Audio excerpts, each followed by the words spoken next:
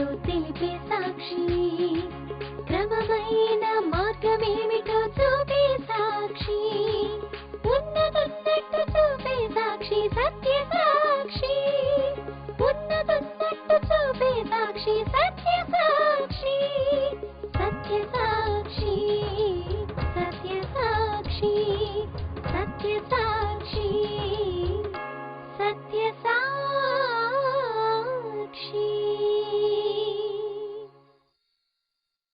సత్య సాక్షి అను మా టీవీ కార్యక్రమమునకు ప్రేమపూర్వక ఆహ్వానము. సత్య సాక్షి.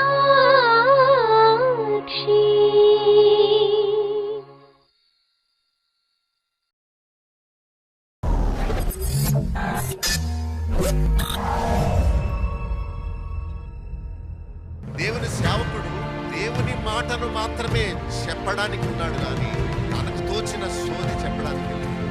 దేవుని గ్రంథంలో లేని స్టేట్మెంట్ చెప్పకూడదు. శాపగ్రస్తుడు అవుతాం. నాకున్న అనారోగ్యం పోవాలంటే దేవుడు నన్ను స్వస్థపరచాలి. మనుషులు కాదు, కొబ్బరి నూనె కాదు, గుడ్డ ముక్కలు కాదు, అయ్యగారి చెయ్యి కాదు. విశ్వాస సహితమైన ప్రార్థన. రోగిని ఎందుకు దేవుణ్ణి మోసగిస్తున్నావు అనుకుంటున్నారు మీరు? నీ రహస్య పాపాన్ని దాచుకుని నీవెక్కడికి వెళ్ళలేవు. మనుషుల నుండి తప్పించుకోగలవు కానీ దేవుడి నుంచి నీవు చేసిన ప్రతి పని పరలోకమందున్న గ్రంథములో రాసి పెట్టాడు. You have no way to escape from the wrath of God, from the sight of God. You have lost the heaven. You have lost the love of God. నీకు తెలుసు పాస్టర్ గారు, నీకు తెలుసు మందిరం, నువ్వు చదువుకున్న బైబిల్ని, నీవు పాడావు ఎన్నో పాటల్ని, కానీ ఇస్కరియోతు యూదా లాంటి యుక్తితో నీవు జీవించావు. నీ పాపమే నిన్ను పట్టింది. ఈ సమయంలో ప్రభు వస్తే నీ పరిస్థితి ఏంటి? ఆ భయంకరమైన అగ్నిగుండం తప్పించుకోండి. ఈ లోకంలో మీరు నీతిమంతులుగా మార్చబడితేనే ఆ నీతి రాజ్యంలోకి వెళ్తారు. ఈ రాత్రి మీరు మారకపోతే ఒకవేళ మార్పు చెందే అవకాశం మీకు ఉండదేమో.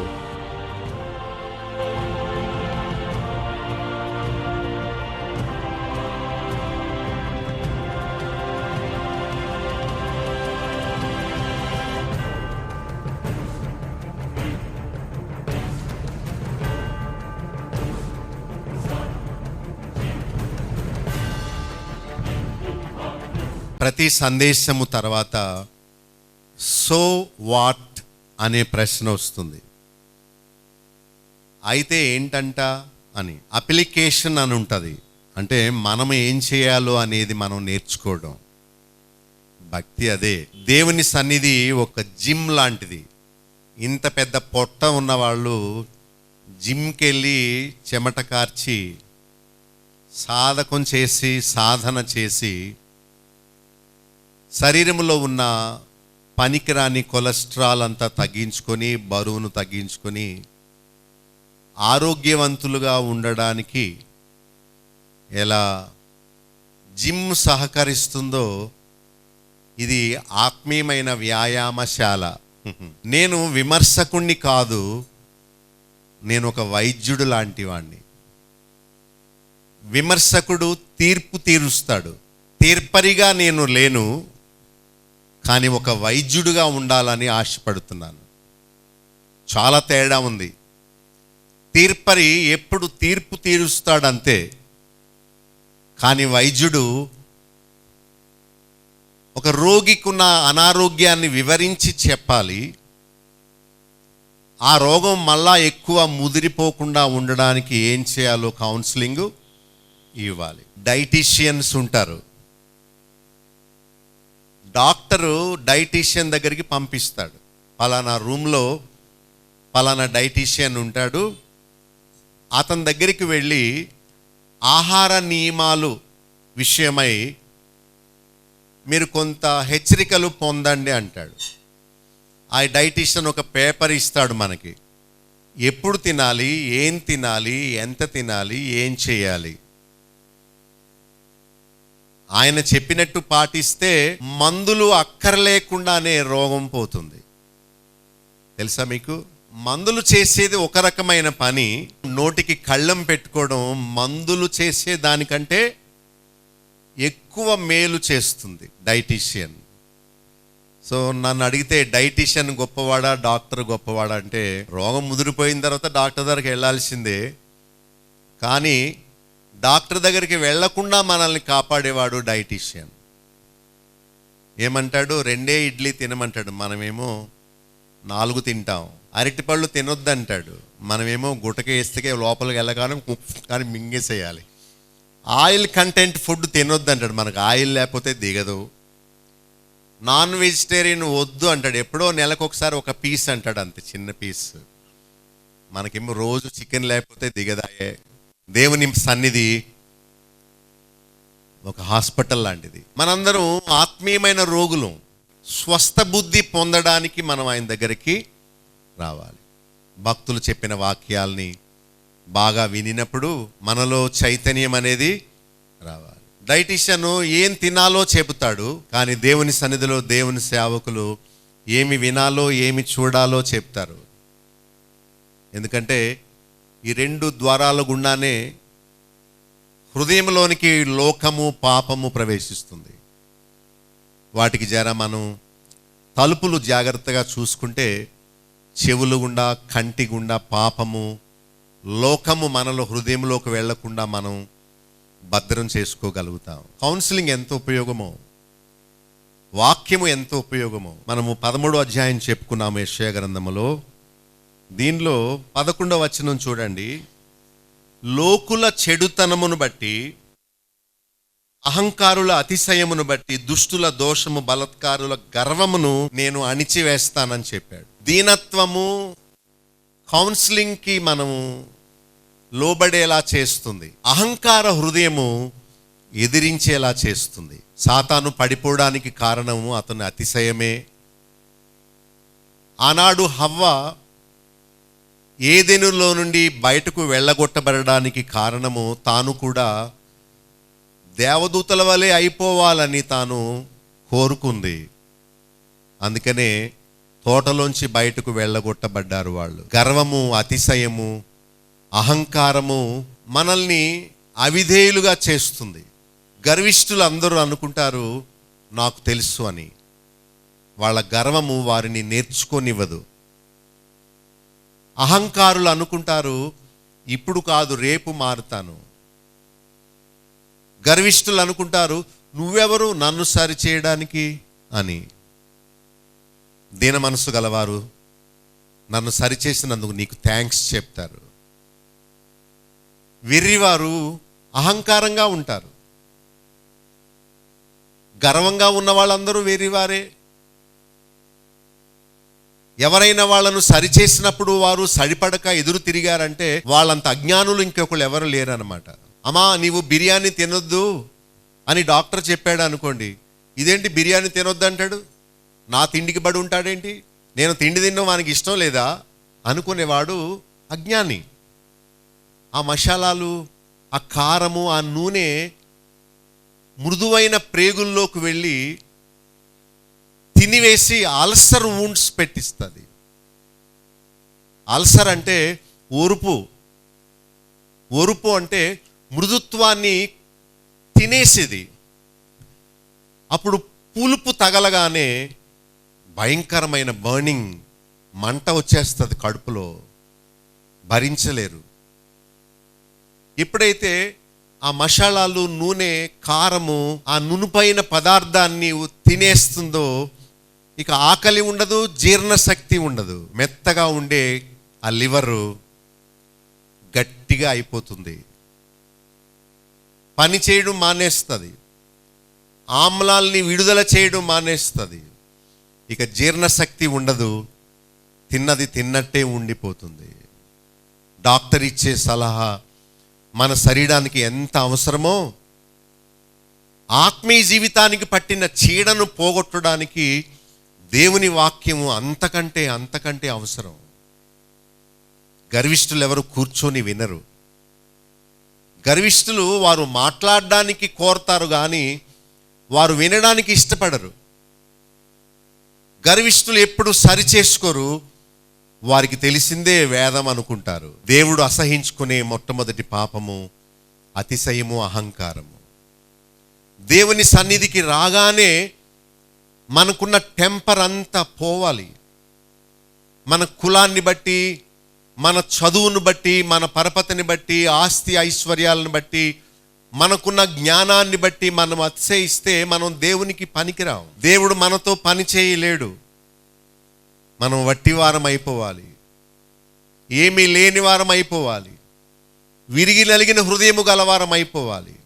ఓ నా గర్వమే నా పతనానికి కారణము, నాకున్నదంతా తీసివేసి నన్ను దీనునిగా చేసినందుకు నీకు స్తోత్రాలయ్యా.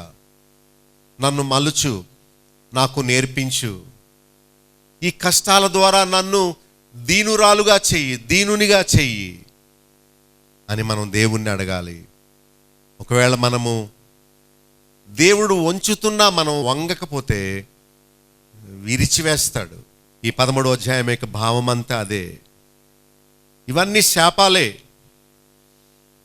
ఇవన్నీ దేవుని ఉగ్రత దినమందు అవిధేయులు ఎలా నశించిపోతారో అనే విషయమే ఈ అధ్యాయంలో రాయబడి ఉన్నది. దేవుడు శత్రువులకు అవకాశం ఇస్తాడు. వాళ్ళు వచ్చి గర్విష్ఠులను, దుష్టులను, అహంకారులను, బలత్కారులను మరి అణిచివేస్తారు. దేవుడు అవకాశం ఇస్తేనే శత్రువు మన మీద పడగలడు. ఆయన సెలవివ్వకుండా ఎవ్వరూ మనల్ని ఏమీ చేయలేరు. ఒకవేళ శత్రువు మనల్ని బాధ పెడుతున్నప్పుడు మనం ఏమనుకోవాలంటే, ఓ శత్రువా, you are hurting me just because God let you hurt me. దేవుడు నీకు అనుమతి ఇచ్చిన మూలానే నీవు నన్ను బాధించగలుగుతున్నావు కానీ నీ అంతట నువ్వేమీ చేయలేవు. I know what is happening in my life. నా జీవితంలో ఏం జరుగుతుందో నాకు తెలుసు. It is just because God allowed it. ఓ శత్రువా, ఓ సాతానా, నీవేమి చేయలేవు. దేవుడు అనుమతి ఇచ్చిన మూలానే నీవు నన్ను తిడుతున్నావు. ఓ భర్త, ఓ భార్య, ఓ పిల్లలు, ఓ శత్రువులారా, ఇది దేవుడు అనుమతి ఇచ్చిన మూలానే మీరు నన్ను బాధ పెడుతున్నారు కానీ ఎవరు నన్నేమీ చేయలేరు అని మనం అనుకోవాలి. And God has a purpose. కంసాలి బంగారమును అగ్నిలో వేయడానికి ఒక కారణం ఉండింది. బంగారములో ఉన్న మస్తును తీసివేయడానికి కంసాలి బంగారమును అగ్నిలో పుటము వేసినట్టు మనలో ఉన్న అహంకారాన్ని, మనలో ఉన్న గర్వాన్ని, మనలో ఉన్న స్వంత ఇష్టాన్ని చంపేయడానికి దేవుడు మనలను కొన్నిసార్లు శత్రువుకి, అనారోగ్యానికి అప్పగిస్తాడు. అది దేవుని చిత్తమే. ఈ శ్రమల్లో మనం నేర్చుకోవలసింది మరి దీనత్వము. ఆర్థిక ఇబ్బందులు మనల్ని దీనులుగా చేయాలి, కన్నీరు రప్పించాలి. మనుషులు మనకు చేసే అపకారము మనకు ఎంతో గుణపాఠాన్ని నేర్పాలి. భర్త కానీ, భార్య కానీ, పిల్లలు కానీ, తల్లిదండ్రులు కానీ మనల్ని ప్రేమించినప్పుడు మనం నేర్చుకోవలసిన పాఠం ఏంటంటే వాళ్ళ ప్రేమ మీద మనం ఆధారపడకపోవడమే. మనుషులు మనలను ప్రేమించినంత కాలము మనం దేవుణ్ణి ప్రేమించం. You can take my words for granted. As long as people love us, care for us, we will not seek God's love. When we are forsaken, then we come to God for His love, seeking His grace. వాళ్ళు మనలను విడిచిపెట్టినప్పుడే మనం దేవుని దగ్గరికి వస్తాం ఆయన ప్రేమను కోరి. So దేవుడు ఒక్కొక్కరి జీవితంలో ఒక్కొక్కలా పని చేస్తూ ఉంటాడు.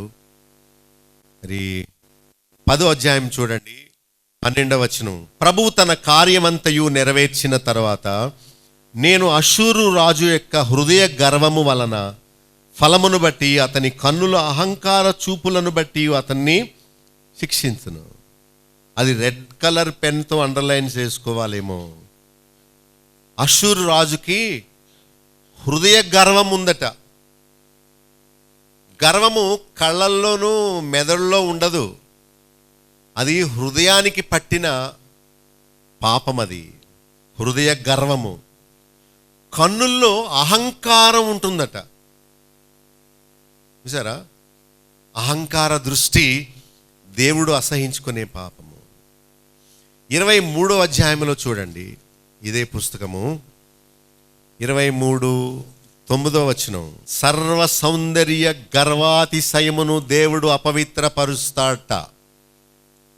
సర్వ సౌందర్య గర్వాతిశయము అంటే మనుషులు వాళ్ళు పెట్టుకున్న వాటిని బట్టి గర్విస్తారు.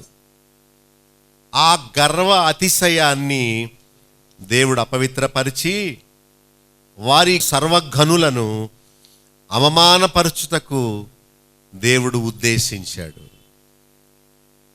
God hates most is proud and pride people.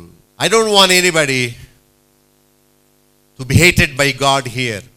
దేవుని ద్వారా అసహించుకునబడి వాళ్ళు ఎవరు ఇక్కడ ఉండకూడదని నా ఉద్దేశం. దేవుడు అహంకారులను ఎదిరించి దీనులకు కృపను. మన పరిస్థితి బాలేదు, సో దానిని బట్టైనా మనము తగ్గించుకుందాం, దీనులుగా ఉందాం. 26లో కూడా ఇంకో పేజ్ తీయండి. 26:5 ఆయన ఉన్నత స్థల నివాసులను ఎత్తైన దుర్గమును దిగగొట్టువాడు. ఆయన వారిని పడగొట్టెను, నేలకు దాన్ని పడగొట్టెదను. ఆయన ధూళిలో దానిని దేవుడు తలుచుకుంటే సొదొమ గొమొర్రాను ఒక్క రోజులో భస్మమైపోయేలా చేశాడు. ఎంత గర్వించారో వాళ్ళు. మత్తయి సువార్త 11:23 కపెర్నహూమ ఆకాశము మట్టుకు హెచ్చింపబడేదేవా, నీవు పాతాళము వరకు దిగిపోయేదవు. విమర్శ దినమందు నీ గతి కంటే సొదొమ వారి గతి ఓర్వదగినై ఉండదని చెప్తున్నాడు. కపెర్నహూము ఆకాశము మట్టుకు హెచ్చించుకుందట, దేవుడు దాన్ని పాతాళమునకు దింపేశాడు.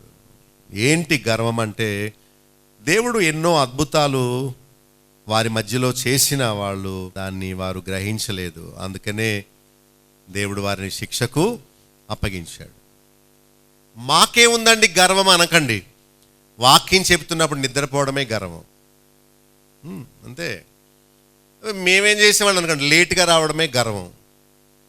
లేట్గా వచ్చే వాళ్ళు ఏమనుకుంటారు తెలుసా, వస్తాను, ఏంటి ఇప్పుడు వద్దంటామో మానేస్తాను, ఇంకో చర్చికి పోతాను, ఏంటి ఇక్కడికి రావాలని ఏముంది. అహంకార హృదయం, లోబడకపోవడం, వ్యతిరేకమైన తలంపులు తలస్తూ ఉండడం. వాక్యం చెప్తున్నప్పుడు అందరూ వింటున్నట్టుగానే ఉంటారు, కానీ మీరు ఏమి ఆలోచిస్తున్నారో దేవుడు మీతో వ్యక్తిగతంగా పనిచేస్తూ ఉంటాడు. మీరు మట్టి, ఆయన కుమ్మరి, మనము బంగారం, ఆయన కంసాలి.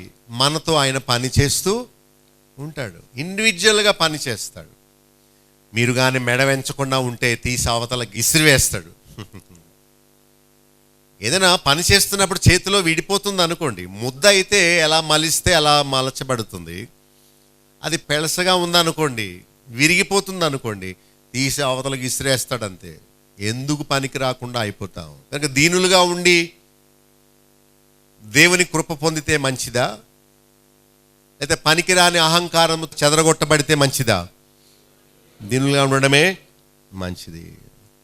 ప్రభు ఏమన్నాడు మత్తయి సువార్త 11:29 నేను సాత్వికుడను, దీన మనస్సు గలవాడును, నా కాడి ఎత్తి నా యుద్ధ నేర్చుకున్నాడు. ఇంకా 16:24 మత్తయి సువార్తలో ఎవరైనా నన్ను వెంబడింపాలంటే ఏం చేయాలంటే తన్ను తాను ఉపేక్షించుకోవడం. అంటే ఏంటి? వదిలేసుకోవడం. నాట్ మీ అనుకోవాలి. ఏమనుకోవాలి? తెలుగులో చెప్తారు, నేను కాను అను. ఏమనుకోవాలి? జీవించువాడను ఇక నేను కాను. కనుక తను ఉపేక్షించుకొని ఏం చేయాలి? తను సిలువనెత్తుకొని ఎవరిని వెంబడించాలి? నన్ను వెంబడించాలి, ప్రభువుని వెంబడించాలి అన్నాడు. యోహాను సువార్త 13:15 చూసారా? యేసు ప్రభు 13 శిష్యుల పాదాల దగ్గర కూర్చొని వారి పాదములను కడుగుతున్నాడు, తన తువాలతో తుడుస్తున్నాడు. నేను ఎలా చేశానో అలా మీరు కూడా చేయండి అన్నాడు. ఆయన దీర్ఘశాంతమును మనం కలిగి ఉండమని కోరుతున్నాడు. ఆయన వలె మనం తగ్గించుకుందాం. దుష్టక్రియలు చేయకూడదు.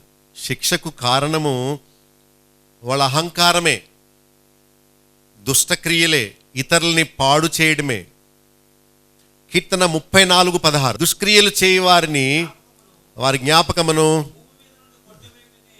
దేవుడు వారిని భూమి మీద నుండి కొట్టివేస్తాడు. 37:9 కీడు చేయువారు నిర్మూలమగుదురు. యెషయా 65:12. చూడండి, గర్వము అహంకారం అంటే ఏంటి చూద్దాం. నేను పిలువుగా మీరు ఉత్తరం ఇయ్యలేదు, నేను వాక్యం చెప్తుంటే మీరు ఆలకించలేదు, పైగా నా దృష్టికి చెడ్డదానిని చేశారు, నాకు ఇష్టము కాని దానిని అందుకనే నేను ఖడ్గమును నియమిస్తాను, మీరందరూ వధకులు నగుదురు. వీళ్లను నశింప చేయడానికి కారణం, దేవుడు పిలిచినప్పుడు వాళ్ళు జవాబు ఇవ్వలేదు, రమ్మని పిలిచినప్పుడు రాలేదు, ఆయన మాట్లాడుతున్నప్పుడు ఆలకించలేదు, దేవునికి ఇష్టము కాని దాన్ని కోరుకున్నారట. అందుకనే దేవుడు వారికి శిక్షను ఇచ్చాడు. యెషయా 2:12. అహంకారం అతిశయము గల ప్రతిదానికి, ఔన్నత్యము గల ప్రతిదానికి విమర్శించు దినమొకటి ఆయన నియమించాడు. ఫరో ఎంత అతిశయించాడో, వానికున్న రథాల్ని గుర్రాల్ని బట్టి, వాని రథాలని గుర్రాలన్నిటినీ దేవుడు సముద్రంలో ముంచివేశాడు. చూసారా, ఒక వ్యక్తి దేనిని బట్టి అతిశయిస్తాడో దానిని దేవుడు లేకుండా తీసేస్తాడు. అది నిజం. ఎస్తేరు గ్రంథంలో 7:9 హామాను ఎంత అతిశయించాడో మొర్దెకైని ఉరి తీయాలని. ఎంత అహంకారమో! ఎరా, నాకు సాష్టాంగ నమస్కారం చెయ్యవా, నేను ఉరి తీసేస్తానన్నాడు. కానీ వాడు తీయించిన ఉరికమ్మ మీద వాడే చచ్చిపోయాడు. నెబుకద్నెజరు గురించి మనం చదువుకుంటాం. 4వ అధ్యాయం దానియేలు 4:23 అతన్ని దేవుడు పశువులే గడ్డి మేసేలా చేశాడు. కనుక మనలో అలాంటి పాపము ఎప్పుడు లేకుండా మనల్ని మనం మరి మెళుకు చేసుకుందాం. అతిశయము, గర్వం అనేది ఎప్పుడు మనకు రానివ్వకూడదు. శిక్షకు కారణాలు ఏంటో మనం చూచాం. ఇప్పుడు 14వ అధ్యాయంలోని విషయాన్ని ధ్యానం చేద్దాము. శ్రమపడిన యాకోబు సంతతి యందు దేవుడు జాలి పడతాడట. ఇంకనూ ఇశ్రాయేలీలను ఏర్పరచుకుంటాడు, వారిని స్వదేశంలో నివసింపచేస్తాడు. దేవుడిచ్చే ఆదరణలో ఒక అంశం ఏంటంటే, ఎవరైతే వారిని బాధ పెట్టారో, బాధ పెట్టిన వారిని దేవుడు శిక్షించుట ద్వారా దేవుడు వారిని ఆదరిస్తాడు. ఎలా అంటే, దేవుడు ఇశ్రాయేలు ప్రజలను కీడు చేసిన అష్షూరీయులను, బబులోను రాజును శిక్షించుట ద్వారా తన బిడ్డలకు ఆదరణ. సైకలాజికల్గా ఒక గొప్ప ఆదరణ పొందుతాం మనం. మన శత్రువు ఎప్పుడైతే చచ్చిపోతాడో, మనల్ని బాధించిన వాడు ఎప్పుడైతే శిక్ష అనుభవిస్తాడో, మనకి ₹1,00,00,000 దొరికినట్టు అనిపిస్తుంది. మరి ఏంటో ఆ బుద్ధి. దేవుడు కూడా మనల్ని ఆదరించడానికి మనల్ని శిక్షించిన వారిని ఆయన బాధిస్తాడు. 1000 ఏండ్ల పాలనలో మనల్ని బాధ పెట్టిన వారందరినీ దేవుడు శిక్షిస్తాడు, వారిని కఠినమైన తీర్పుకు అప్పగిస్తాడు. అప్పగించినప్పుడు మనకెంతో ఆదరణ. మనము ఆదరింపబడాలనేది దేవుని ఉద్దేశం. ఏం చేస్తే మనము ఆదరణ పొందుతాము అని దేవుడు ఆలోచన చేసి, దేవుడిచ్చే ఆదరణలో ఒక భాగము మనల్ని హింసించిన వారిని బాధించడం. దేవుడు జాలిపడేవాడు. మొదటి వచనములో ఏర్పరచుకునేవాడు, స్వదేశమునకు వారిని పంపిస్తాడు, నివసింప చేస్తాడు. తర్వాత 2వ వచనంలో పరదేశులు బబులోనీయులు వచ్చి కలుసుకుంటారు, ఇశ్రాయేలు వారిని దాసులుగా పనికెత్తులుగా ఏర్పరచుకుంటారు.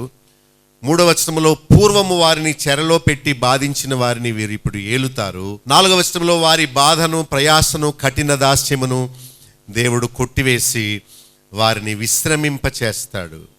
అప్పుడు శత్రువును గూర్చి వారు అపహాస్య గీతమును పాడతారు. వారిని బాధించిన వారందరూ నశించిపోతారు.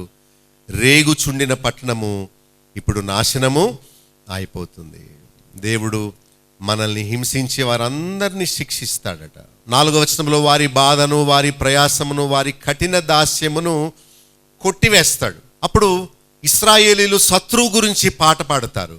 నశించిపోయినప్పుడు వారు అపహాస్య గీతాన్ని పాడతారు. 5వ వచనంలో దుష్టుల దుడ్డుకర్రను, మానని హత్య చేసి క్రూరముగా కొట్టిన రాజదండాన్ని దేవుడు ఏం చేస్తాడు? విరగ్గొడతాడు. మనము అలాంటి నిరీక్షణతో ఈ లోకములో జీవించాలి. దేవుడు తప్పక నాకు కీడు చేసిన శత్రువుని సిగ్గుపరుస్తాడు, ఇప్పుడు కాకపోయినా రేపైనా అని మనం ఆదరణ పొందాలి. 6వ వచనంలో శత్రువు చేసిన కీడు, వారి వల్ల వచ్చిన శిక్షను ఏంటో చెప్తున్నాడు. వారు ఆగ్రహపడ్డారు, మానని బలాత్కారము చేశారు, జనాన్ని లోపరిచారు. 7వ వచనంలో దేవుడు శత్రువును శిక్షించగానే భూలోకమంతా విశ్రమించి పాడసాగిందట. 8వ వచనంలో వృక్షాలన్నీ హర్షించాయి. 9వ వచనంలో దేవుడు సాతానును శత్రువును పాతాళములో పడవేయినప్పుడు వాడు దానిలో ప్రవేశించుచుండగానే ఏమంటున్నారట? పాతాళములో ఉన్న వాళ్ళందరూ కలవరపడి ప్రేతలను రేపుతున్నారు. అంటే శత్రువులు భూమిలో పుట్టిన సమస్త సూర్యులు జనముల రాజులను దేవుడు పాతాళములో పడవేయనై ఉన్నాడు. దేవుణ్ణి నమ్మిన వారందరికీ దేవుడు విశ్రాంతి ఇస్తాడు. దేవుణ్ణి నమ్మని వారును సాతాను వెంబడి వెళ్ళిన వారందరికీ దేవుడు పాతాళములో వారిని పడవేస్తాడు. 10వ వచనంలో భూరాజులు సాతానును చూచి, నీవును మావలే బలహీనుడవైతివా, మాబోటి వాడవైతివా అని ఆశ్చర్యపోతారట. ఈ భావాన్ని మనం చూసినప్పుడు దేవుని బిడ్డలను హింసించిన వారిని, ఇద్దరున్నారు, సాతాను వాని అనుచరులు, వారిని పాతాళములో పడవేసినప్పుడు సాతానును ఎవరైతే పూజించారో ఆరాధించారో వాళ్ళందరూ ఆశ్చర్యపోతారట. అరే, నువ్వు కూడా ఇక్కడికి వచ్చావా? నిన్ను కూడా దేవుడు పాతాళములో పడవేశాడా? అరే, నువ్వు మాకు మోక్షాన్ని ఇస్తావని నేను మిమ్మల్ని నమ్ముకున్నావు, కానీ నీవు కూడా పాతాళములో పడవేయబడ్డావా అని వాళ్ళందరూ ఆశ్చర్యపోతారట. భూరాజులు సాతానును చూచి ఏమంటారు? 10వ వచనంలో నీవును మావలే బలహీనుడవైతివా, మా బోటి వాడవైతివా అంటారు.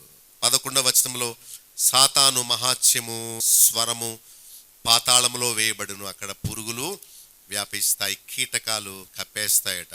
ఇక 12వ వచనం నుండి లూసిఫర్ అని పిలువబడే సాతాను ఎక్కడి నుండి పడ్డాడు, వాడు చేసే కీడు ఏంటి అనే విషయాల గురించి ప్రభు రాకడ ఆలస్యమైతే మనం చెప్పుకుందాం. అయితే మరి దేవుడు ఆయన పక్షముగా ఉన్న వారికి చేసే మేళ్లే. దేవుడు పైన ఉన్నాడు, సాతాను ఈ లోకములోకి పడగొట్టబడ్డాడు.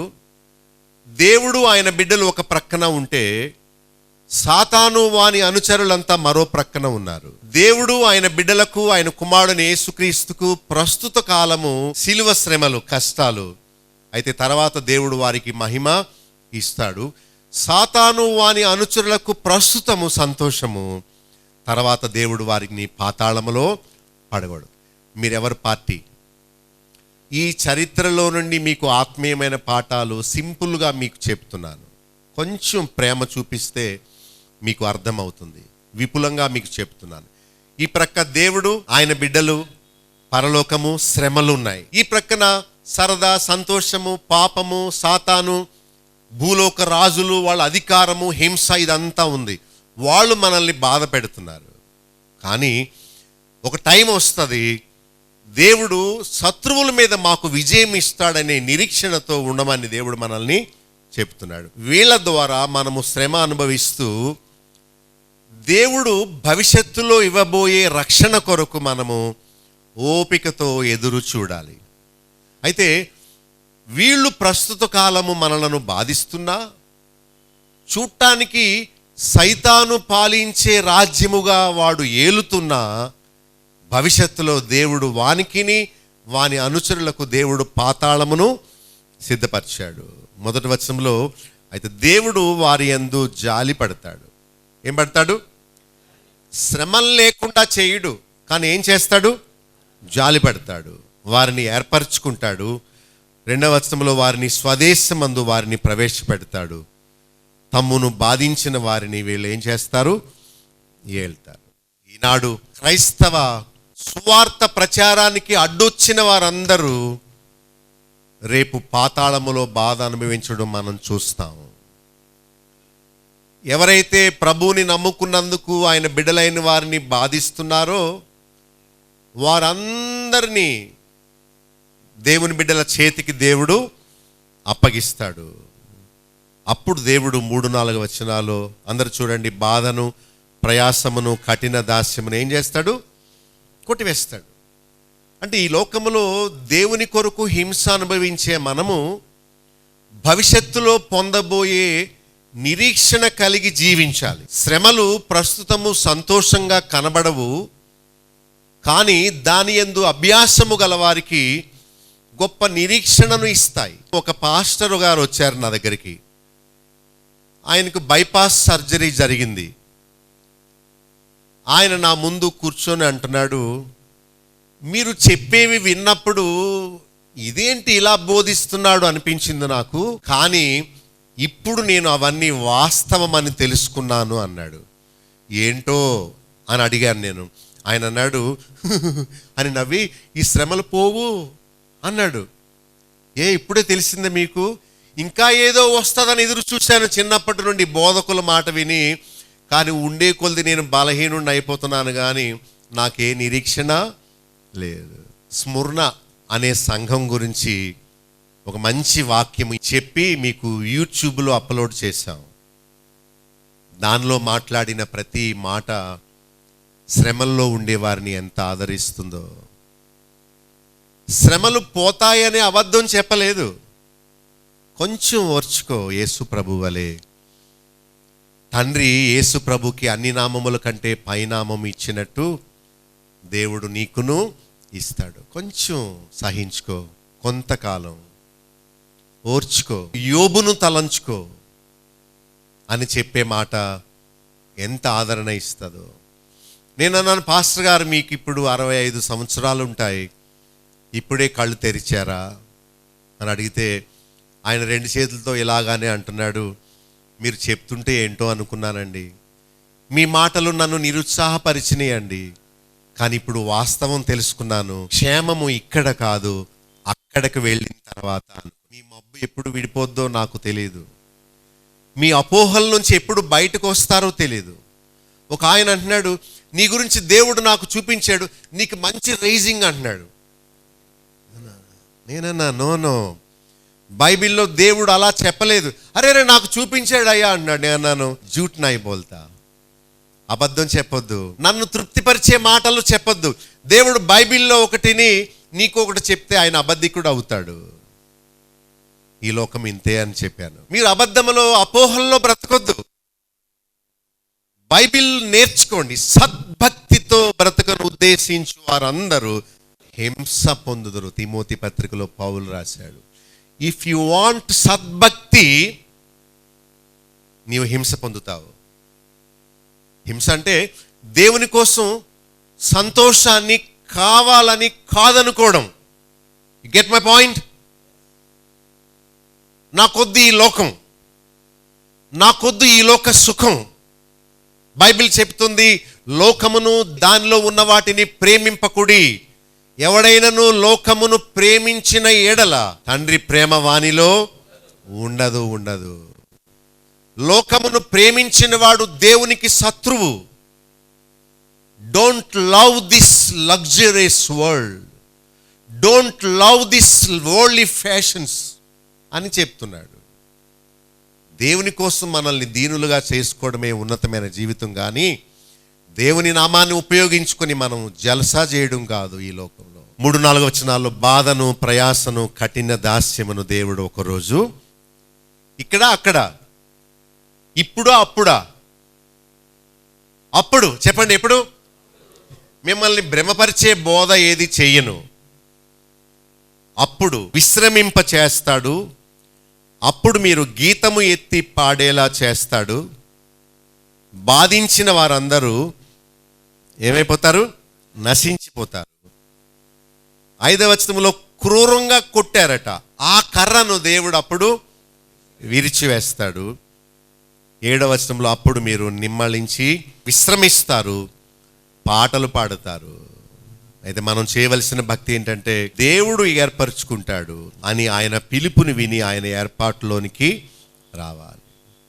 యాకోబు కుటుంబాన్ని హత్తుకోవాలట.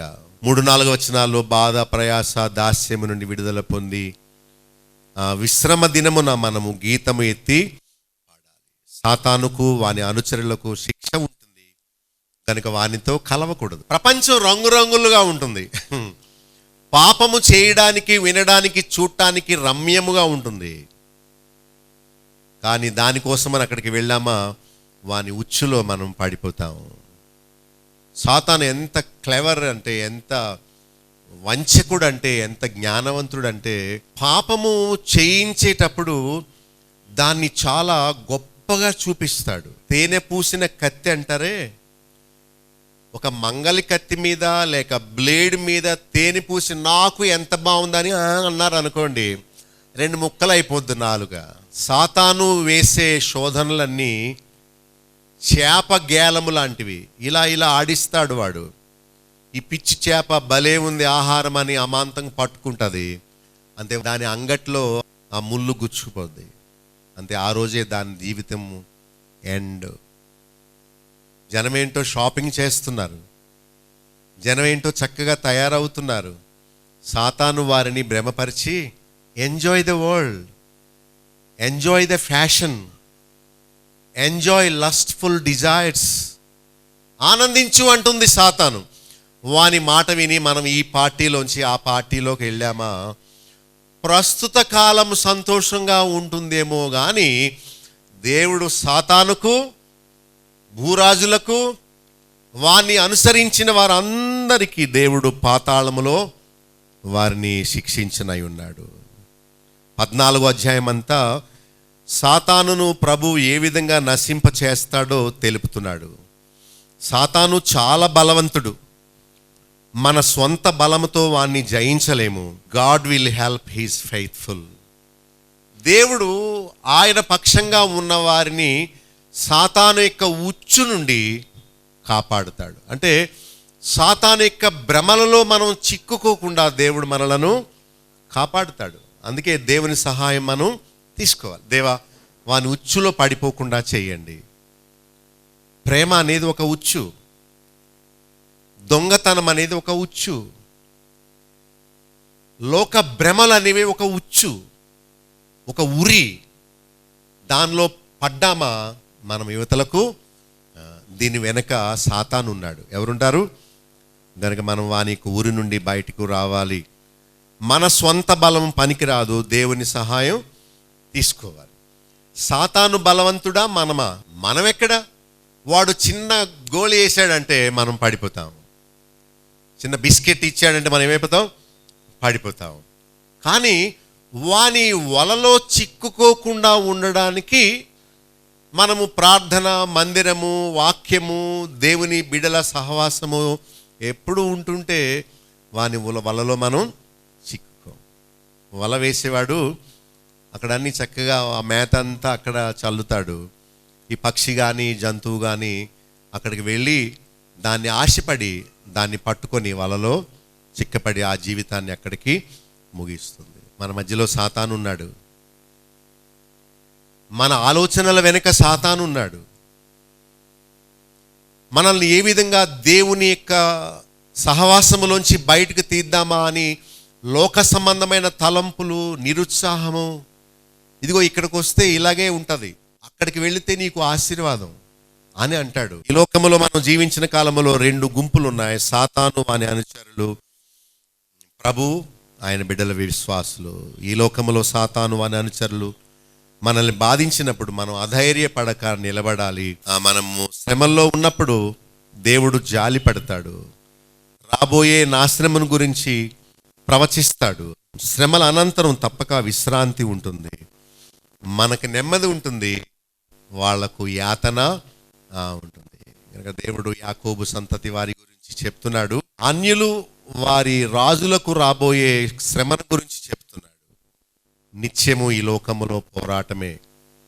ఈ పోరాటం ఎప్పటికీ ఆగుతుందంటే మరణం అప్పుడే. బైబిల్లో స్మరణ సంఘము గురించి చెప్తూ ప్రభు చూపించింది ఏంటంటే 10 దినములు నీకు శ్రమ కలుగును, వెంటనే అన్నాడు మరణము వరకు నమ్మకముగా ఉండు. అంటే ఎందుకు చెప్పాడంటే ఈ శ్రమ, కష్టము, అనారోగ్యము, ఆర్థిక ఇబ్బందులు, కన్నీరు, దుఃఖము, అవమానము, హింస ఇదంతా మరణము వరకు ఉంటుంది. సాతాను వాని అనుచరులు మనల్ని బాధిస్తూనే ఉంటారు.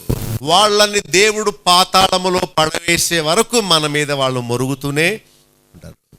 దేవుని బిడ్డల్ని బాధిస్తే దేవుడు ఊరుకోడు. ఆయన కనుగుడ్డు ముట్టినట్టే ఒకరోజు తప్పక వారికి దేవుడు శిక్షను విధి. మనం అనుకుంటాం, ఏంటి నన్ను ఇంతగా బాధిస్తున్నారు అయినా దేవుడు ఏమీ అనడం లేదు, ఏంటిది, వాట్ ఈస్ గోయింగ్ ఆన్? దేవుడు చూడలేదా? నా ప్రార్థన వినడం లేదా? నేను ఎదుర్కొనే శ్రమను ఆయన గమనించట్లేదా? నేను చేసే ప్రార్థనలన్నీ ఏమైపోతున్నాయి అని ఎన్నో ప్రశ్నలు మనలో తలెత్తుతాయి. మనం ఓర్పుతో సహించుకోవాలి.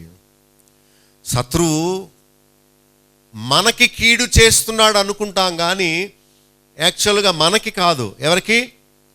దేవునితో వ్యతిరేకంగా వాడు పోరాడుతున్నాడు. ఎవరైనా సువార్త సేవ చేస్తున్నప్పుడు ఎవరైనా వ్యతిరేకులు ఆ సువార్థికులను కానీ సేవ చేసేవారిని కానీ బాధిస్తున్నారనుకోండి, ఏమనుకోవాలి? They are not hurting me, they are hurting God. దేవుణ్ణి వారు బాధిస్తున్నారు, దేవునికి వ్యతిరేకంగా వారు పనిచేస్తున్నారు. సో ఈ పోరాటము నాది కాదు, ఎవరిది? దేవుడిది. దేవుడు ఒకరోజు వారిని శిక్షిస్తాడు అని మనం ఆదరణ పొందాలి. శత్రువు సాతాను ఎంత హింసించినా తరువాత వానికి తీర్పు ఉంటుందని అనుకోవాలి. ఏమనుకోవాలి? కంగారు పడకు, దేవుడు నీకు తీర్పు విధిస్తాడు, నీకు టైం ఉందలే. ప్రస్తుత కాలము ఆయన నీకు అవకాశం ఇచ్చిన మూలానే నా మీద ఎగిరి పడుతున్నావు, కానీ ఒకరోజు వస్తుంది, కంగారు పడకు అని మనల్ని మనం ఆదరించుకోవాలి.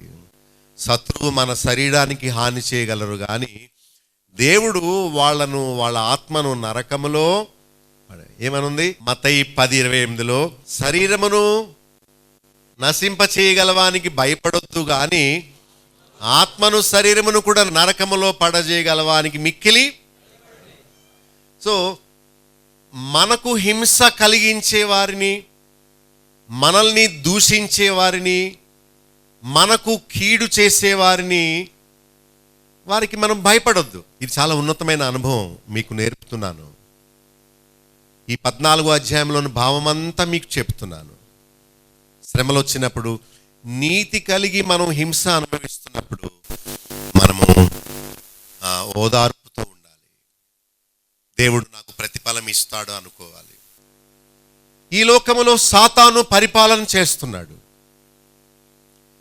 ఈ లోకములో సువార్త చెప్పనీయరు. నీ ఆత్మను నువ్వు రక్షించుకో. నీవిచ్చే కానుక గురించి నేను నీకు సువార్త చెప్పడం లేదు. ప్రభువుని నమ్ముకో. దేవుడు పంపిన ఏకైక మార్గము యేసుక్రీస్తు. ఆయన తప్ప నీకు శాంతి ఇచ్చే మార్గం ఎవరు లేరు. ప్రభువు నమ్ముకో అమ్మా, ప్రభువు నమ్ముకో అయ్యా అంటుంటే రాళ్ళేస్తున్నారు, కొడుతున్నారు, బంధిస్తున్నారు, పోలీస్ కంప్లైంట్స్ చేస్తున్నారు, సువార్త చెప్పడానికి వీల్లేదని తరుముతున్నారు. దేవుని వాక్యాన్ని ఉన్నట్టు చెప్తే టీవీలో ప్రోగ్రామ్స్ రానివ్వకుండా పాస్టర్లే అడ్డుకుంటున్నారు. ఇదిగో మా వ్యాపారాన్ని ఇతను అడ్డుకుంటున్నాడని. ఎవరికి చెప్పుకుంటాం? ప్రార్థన చేసినప్పుడు దేవుడు అన్నాడు, సహించుకో. దేవా డబ్బు ఇయ్యి, సహించుకో. దేవా ఆరోగ్యం ఇయ్యి, ఓర్చుకో. ఇదే నా జవాబు. అవును, లోకములో మీకు శ్రమ కలుగును, ఆయనను ధైర్యము తెచ్చుకోండి. నన్నే లోకము హింసించింది, మిమ్మును హింసిస్తుంది. నీవు నా పక్షంగా ఉన్న మూలానే సాతానుకు నువ్వు శత్రువయ్యావు. నీవు సత్యము పక్షంగా నిలబడిన మూలానే అసత్యాన్ని బోధించే వాళ్ళందరికీ నీవు శత్రువు అయ్యావు. Can you take stand for me and face trouble and affliction for my sake? నా నామము కొరకు నీవు శ్రమను అనుభవించగలవా? ఓ యాకోబు, ఓ ఇశ్రాయేలు, నేను నిన్ను చూచి జాలి పడతాను. ఓ యాకోబు, నేను నిన్ను ఇంకను ఏర్పరుచుకుంటాను. ఆ దినమందు నిన్ను బాధించిన కర్రను విరిచివేస్తాను. ఆ రోజు కోసం నువ్వు వేచి ఉండు అని చెప్పాడు. నిజమే, బోధకులు చెప్పే అబద్ధాలు నమ్మకండి. బైబిల్లో దేవుడు చెప్పే వాక్యాలను మనం నమ్మదు. దేవుడు శత్రువును నరకములో పడవేస్తాడు. అట్టి ఆదరణతో మనము శ్రమను సహించుకోవాలి. మనల్ని ఎవరైనా అన్యాయముగా హింసిస్తుంటే మనము దేవునికి చెప్పుకుందాం.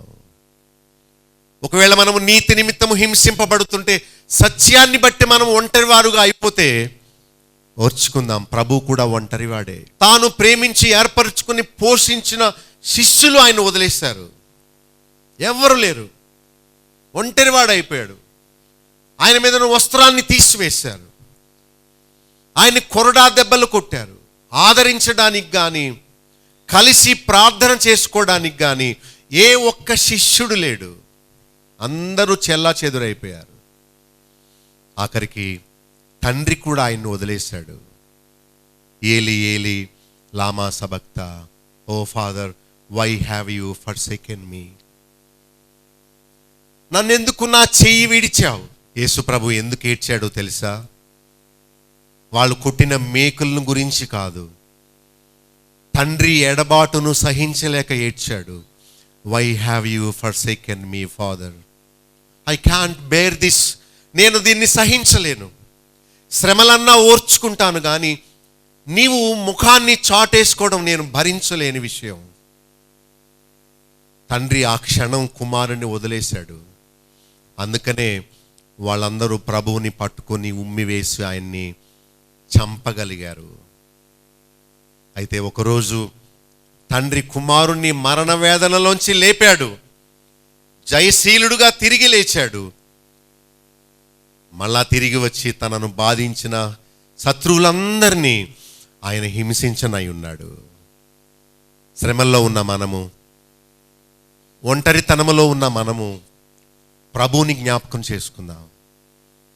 పౌలును శిష్యులను జ్ఞాపకం చేసుకుందాం. దేవుని కొరకు శ్రమలు అనుభవిస్తే రేపు తప్పక ప్రభువుతో పాటు మనము మరి పరిపాలన చేస్తాం. దుష్టులు సాతాను ప్రస్తుత కాలానికి శక్తి గలవారుగా కనబడతారు, కానీ తర్వాత వారికి ఏమీ ఉండదు.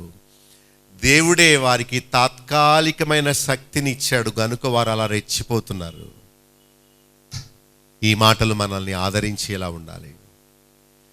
దేవుడిచ్చిన శక్తి అది, లేకపోతే నన్ను ఏమి చేయలేవు. ట్రైన్లో ఒక ఆయన నా ముందు కూర్చున్నాడు.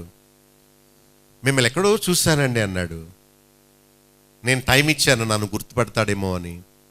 అతను క్రిస్టియన్ కాదు, ఎక్కడో బాగా పరిచయం ఉన్న ముఖం మీది. ఏమంటున్నాడు? ఎవరో చెప్పండి అన్నాడు. నేను అన్నాను, ఐఎమ్ ఏ పాస్టర్ అన్నాను. ఓ ఎస్. ఆయన అన్నాడు, మీరంత కఠినంగా చెప్తున్నారు, మిమ్మల్ని ఎవరు ప్రేమిస్తారు? ఒకే మాట అడిగాడు. మీ బోధలు చాలా కఠినంగా ఉంటాయి, మీ వాళ్ళే మిమ్మల్ని ద్వేషిస్తారని నేను అనుకుంటున్నాను. మిమ్మల్ని ఎవరన్నా ప్రేమిస్తారా? మీ దగ్గరికి ఎవరన్నా వస్తారా? నేను అన్నాను, వెరీ ఫ్యూ. ఇది ఇరుకు మార్గము, దానిలో ప్రవేశించువారు కొందరే. విశాల మార్గం ఉంది, దానిలో అనేకులు వెళతారు. ఈ మార్గాన్ని, సత్యాన్ని కోరుకున్నవారు కొందరే అన్నాను. ఇరుకు మార్గం గురించి చెప్పాను. We have to face trouble for his sake. ఆయన నామం కొరకు నీతిగా నిలబడినందుకు, వాక్యానుసారముగా మనం బ్రతికినందుకు శ్రమలు వస్తాయి. మనము వాక్యానుసారంగా చెప్పకపోతే మనల్ని ఎవడో ఏమనడు. మనం సంపాదించుకోవడానికి భక్తిని అనుసరిస్తే శ్రమలే ఉండవు. జల్సా చేయొచ్చు, క్రైస్తవ జీవితం ఆనందపడచ్చు, స్వస్థతల్లో తేలిపోవచ్చు, అభిషేకాల్లో, కలల్లో, దర్శనాల్లో ఊగిపోవచ్చు. ఇంకేముందో వచ్చేస్తుంది అనుకోవచ్చు, భ్రమలో ఉండి నరకంలో పడవచ్చు. కానీ వాస్తవము మనకు బాధ కలిగిస్తుంది. చాక్లెట్ స్వీట్గా ఉంటుంది, కానీ మేలు చేసే ట్యాబ్లెట్ చేదుగా ఉంటుంది. అదే మనకు మేలు. ప్రార్థన చేస్తాను, కళ్ళు మూసుకోండి. శత్రువుకు భయపడి వాణ్ణి ఆశ్రయించొద్దు. శత్రువుకి భయపడి వాణ్ణి బతిమాలొద్దు. శత్రువుకి భయపడి వానికి లొంగిపోవద్దు. మన దేవుడు ఎంత గొప్పవాడో తక్కువ అంచనా వేయొద్దు. అమ్మా, అయ్యా, సహోదరుడా, సహోదరి, మన ప్రభువు మహాత్యమును కొనియాడదాం. శత్రువు హింసిస్తాడు. ఇశ్రాయేలు ప్రజలను బబులోను రాజు ఎంతో హింసించాడు. దేవుడు అన్నాడు, ఓపిక పట్టు, నేను వాణ్ణి పాతాళములో పడవేస్తాను అని. ఓరి, దేవుడు నీకు అవకాశం ఇచ్చాడు గనుకనే నీవు రెచ్చిపోతున్నావు. కంగారు పడకు, నీవు గడ్డి పువ్వులా ఒకరోజు రాలిపోతావు. దేవుణ్ణి నమ్ముకున్న మూలానే నేను మౌనంగా ఉన్నాను. నేను ప్రభువుని వెంబడిస్తున్న మూలానే నేను మాటకు మాట అందించడం లేదు. అయినా ఒకరోజు దేవుడు నిన్ను నా చేతికి అప్పగిస్తాడు. We have to hope in God. We have to live in faith. By believing in God's promises we will wait for his time. Loving Heavenly Father, we want to thank you for the assurance you have given us in spite of the affliction and troubles, O Lord. శ్రమల్లో, కష్టాల్లో, ఇబ్బందుల్లో, ఆర్థిక పరిస్థితుల్లో శత్రు మమ్మల్ని హింసించినప్పుడు, దూషించినప్పుడు, హేళన చేసినప్పుడు, మాకు గమ్యమే కానరానప్పుడు నాయనా, మీ వాగ్దానాలు, మీరిచ్చే ఆదరణ మాకెంతో గొప్ప బలాన్ని చేకూరుస్తాయి నాయనా. అందుకై నీకు స్తోత్రాలు. సహించుకోమని చెప్పారు, ఓర్పు సహనము కలిగి ఉండమని చెప్పారు. యోబు వంటి భక్తుల్ని, నీ కుమారుడైన యేసుక్రీస్తును జ్ఞాపకం చేసుకోమని చెప్పారు నాయన. నీ వాక్యముకై నీకు స్తోత్రాలు. మీరిచ్చిన బలముకై నీకు స్తోత్రాలు. ప్రస్తుత కాలానికే, మా శరీరానికే వారు కీడు చేయగలరు కానీ మా ఆత్మకు ఎలాంటి హాని చేయలేరు నాయన. నీ వాగ్దానాలు చేపట్టి భవిష్యత్తులో నీవు శత్రువును సిగ్గుపరచనై ఉన్నావని మేము జ్ఞాపకం చేసుకుని శ్రమలను, హింసలను, కష్టాల్ని సంతోషంగా ఎదుర్కోవడానికి మాకు సహాయం చేయండి తండ్రి. మీరిచ్చిన మనోనిబ్బరము కొరకు స్తోత్రాలు. మీరిచ్చిన బలము కొరకు స్తోత్రాలు. మీరిచ్చిన ఆదరణ కొరకు స్తోత్రాలు. మేము అపోహల్లో జీవించక, మాలో ప్రతి ఒక్కరూ మేము కష్టాల్ని, శ్రమల్ని, ఒంటరితనాన్ని, బిడ్డలు లేని, గర్భఫలము లేని దీనస్థితిని ఎదుర్కొంటున్నప్పుడు మా ప్రభు మమ్మల్ని విడిచిపెట్టడు, మాతో ఉన్నాడు. ఆనాడు పౌలు ప్రక్కన నిలబడి ఆయనను ధైర్యపరిచినట్టు మా ప్రక్కన కూడా నిలబడి ధైర్యపరుస్తాడని గొప్ప విశ్వాసము మా అందరికీ దయచేయండి నాయన. ఈరోజు వచ్చిన మమ్మల్ని అందరినీ మీరు ధైర్యపరిచినందుకు స్తోత్రాలు. మేమెంతో ధన్యులము. అబద్ధములో, మోసములో జీవించక కష్టాల నడుమ మీరిచ్చే ఆదరణతో బ్రతకడానికి సహాయం చేయండి. నీ వాక్యం విన నీ బిడ్డల్ని ఆదరించినందుకు నీకు స్తోత్రాలు చెల్లిస్తూ, ఒకరోజు మేము మీతో పాటు సింహాసనం మీద కూర్చొని నాయన సాతానును వాని అనుచరులకు తీర్పు తీరుస్తామని నిరీక్షణ కలిగిన వారమై ఈ లోకములో అతిశయముతో, సంతోషముతో జీవించుటకు కృప చూపవలసిందని యేసు నామములో ప్రార్థించి వేడుకొనుచున్నాము తండ్రి. ఆమేన్. సత్యసాక్షి టీవీ కార్యక్రమంలోని ఉపదేశాలు మీరు వింటున్నారు కదా, వాటిని అర్థం చేసుకుంటున్నారా లేక అపార్థం చేసుకుంటున్నారా? ఈ కార్యక్రమాల్లోని ఉపదేశాలు ఎవరినో ఉద్దేశించి చెప్పినవి కావు, లేక తప్పు బోధకులను మార్చుటకు తలపెట్టినవి కావు. సామాన్య ప్రజలకు ప్రభువు భక్తిని, యథార్థమైన క్రైస్తవ జీవితాన్ని నేర్పించి అబద్ధ బోధకుల ఉచ్చు నుండి వారిని తప్పించే ప్రయత్నమే. ఈ కార్యక్రమంలో మీరు వినే సత్యాలకు మీరు సమ్మతిస్తే నాతో చేతులు కలపొచ్చు. రండి, సత్యసాక్షులుగా రోషంగా జీవించి పడిపోయిన క్రైస్తవ సమాజాన్ని పునర్నిర్మిద్దాం. మీకు తల ఎత్తే ప్రశ్నలు లేక ఈ విషయమై మీకున్న అభిప్రాయాలు నేరుగా నాతో పంచుకోవచ్చు. నాకు ఫోన్ చేయండి. మీకు వచ్చే ప్రశ్నలకు నేను సమాధానం చెప్తాను. నా ఫోన్ నెంబర్ 9440111250. మరొకసారి చెప్తాను, 9440111250. ఈ నెంబర్కి ఎప్పుడైనా ఫోన్ చేయొచ్చు. అనారోగ్యాల గురించి, ఆర్థిక ఇబ్బందుల గురించి, మరేవో సమస్యల గురించి కాక క్రైస్తవ సిద్ధాంతాలు, తప్పు బోధలను గురించి నాకు ఫోన్ చేయండి. మీతో తప్పక నేను సమయం తీసుకొని ఆ విషయమై చర్చించి సత్యమును గురించి మంచి అవగాహన నేను మీకు ఇవ్వడానికి ప్రయత్నం చేస్తాను. ఇవేవో క్రొత్త విషయాలు కాదు. బైబిల్ తెరిచి చూడండి, పలానా అధ్యాయములో, పలానా వచనములో దేవుడు ఏం చెప్తున్నాడో చూడండి అని మీకు చూపించే ప్రయత్నమే కానీ క్రొత్త బోధ లేక ఎవరినో విమర్శించే పని కాదు సుమా. సత్యాన్ని మీకు తేటపరిచే పనే సత్యసాక్షిగా నేను మీకు అందిస్తున్నాను. మీరు కూడా నా వలె సత్యము గూర్చిన రోషము కలిగిన వారా అయితే నాతో చేతులు కలపొచ్చు. మనందరము సత్యసాక్షులుగా ఈ లోకంలో నిలబడి తప్పు బోధలకు తప్పు బోధకులకు ఒక సింహ స్వప్నముగా నిలబడి ప్రజలను లేక క్రైస్తవ సమాజాన్ని సరి అయిన మార్గంలో నడిపిద్దాం. ప్రతిరోజు గంట సేపు ప్రసారమయ్యే ఈ వినూత్నమైన కార్యక్రమాల గురించి మీ స్నేహితులకు మీ బంధువులకు చెప్పండి. సత్య అసత్యాల గురించి చర్చించండి. సత్యం కోసం నిర్భయంగా ముందుకు రండి. చేతులు కలపండి. క్రొత్త సమాజాన్ని నిర్మిద్దాం. ప్రజలను తప్పు బోధల నుండి, తప్పు మార్గాల నుండి, వేషధారణ నుండి, నామకార్థ భక్తి నుండి తప్పించి రక్షణ, మారు మనసు, పరిశుద్ధ జీవితంలోనికి నడిపిద్దాం. సత్యసాక్షి. మా చిరునామా బాబులో గండి, chairman, Bethel assembly, Nallajerla. Pin code 534112, పశ్చిమ గోదావరి జిల్లా, ఆంధ్రప్రదేశ్. మా ఫోన్ నంబర్స్ 088118277333. మా సెల్ నెంబర్ 9440111250. మరొక సెల్ నెంబర్ 9000000803. మా ఈమెయిల్ ఐడి satysakshiTV@gmail.com. మా వెబ్సైట్ www.bethelassembly.net.